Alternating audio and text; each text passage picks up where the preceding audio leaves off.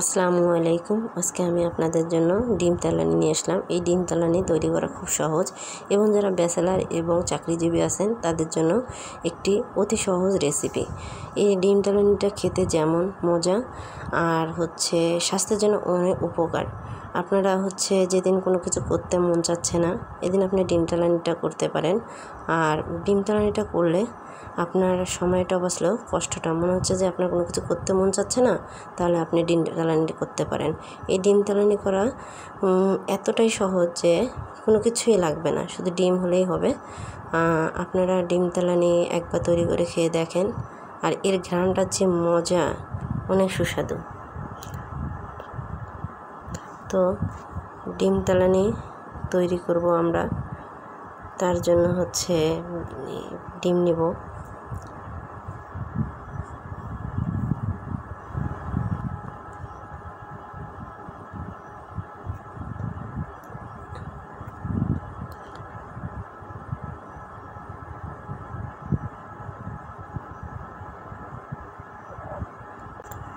তো ডিম তেলানি তৈরি করার জন্য প্রথমে আমি কড়াইতে তেল দিয়ে নিয়েছিলাম। আর এখানে পেঁয়াজ, কাঁচামরিচ ভাজা, তারপর একটু রসুন আদা পেস্ট করে নিয়েছিলাম।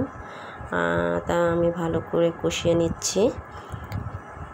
মশলাটা ভালো করে কষিয়ে নিলে গন্ধটা থাকবে না। এই ডিম তেলানি তৈরি করার সময় প্রথমে আমরা খেয়াল রাখবো মশলাটা ভালো করে ভেজে নেওয়ার জন্য। তো ডিম তেলানি করার জন্য আমি 4টা ডিম নিয়েছি।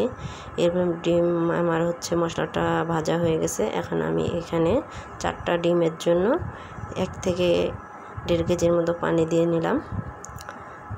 পানিটা বলক আসা পর্যন্ত আমি অপেক্ষা করতেছি।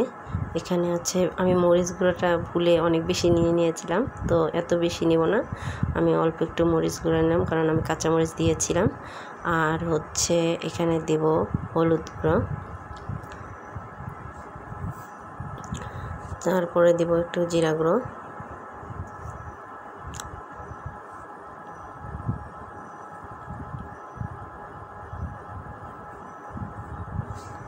আর এখানে দিচ্ছি আমি ব্লেন্ড করে রেখেছিলাম আদা রসুন পেস্ট আগেই, সেই পেস্টটা এখানে দিয়ে দিলাম। আর আমি এখন অপেক্ষা করব পানিটা খুব ভালো করে, মশলার পানিটা খুব ভালো করে বলক আসা পর্যন্ত।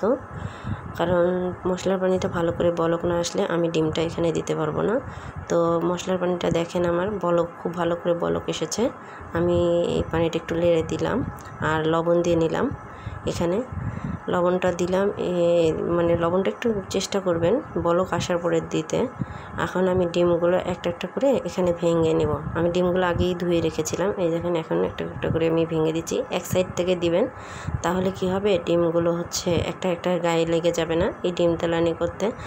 আর মেন লক্ষ্য রাখবেন ডিম তেলানিটা করার সময়, যখন ডিমগুলো দেওয়া শেষ হয়ে যাবে তখন এটাকে ঢেকে দিবেন না।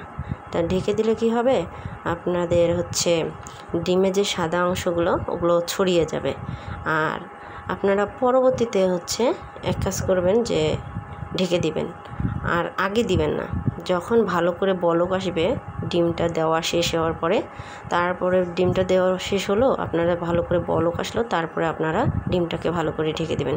আমার ডিমটা বলক আসা পর্যন্ত আমি অপেক্ষা করতেছি, তারপর আমি মাঝখানে এটাকে ঢেকে দিব। দেখেন আমার বলক এসে গেছে।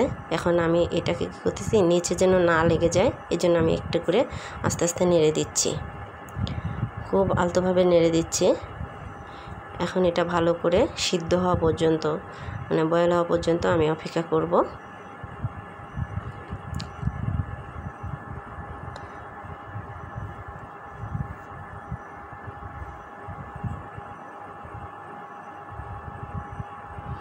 আমার দেখেন আমি মাঝখানে ঢেকে দিয়েছিলাম। আমার ডিম তেলানি তৈরি করা শেষ। আমি একটা পাত্রে পরিবেশন করে আপনাকে দেখাচ্ছি।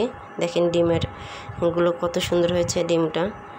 ডিম তেলানি ডিমটা আসলে এটা দেখতে যেমন সুন্দর, খেতেও মজা, আর স্বাস্থ্যের জন্য অনেক উপকার এই ডিম তেলানি। আপনারা একবার ঘরে তৈরি করে দেখেন যে আসলে অনেক সহজ এবং স্বাস্থ্যের জন্য অনেক উপকার। আপনারা তৈরি করে একবার আমার কমেন্ট বক্সে জানাবেন। আসসালামু আলাইকুম।